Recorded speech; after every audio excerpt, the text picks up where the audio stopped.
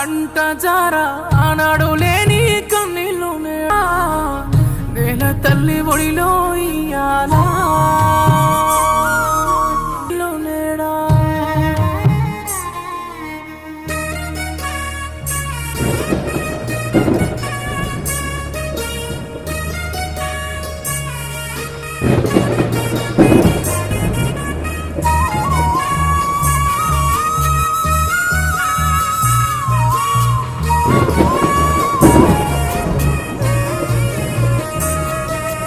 వాన సుక్కరాలగా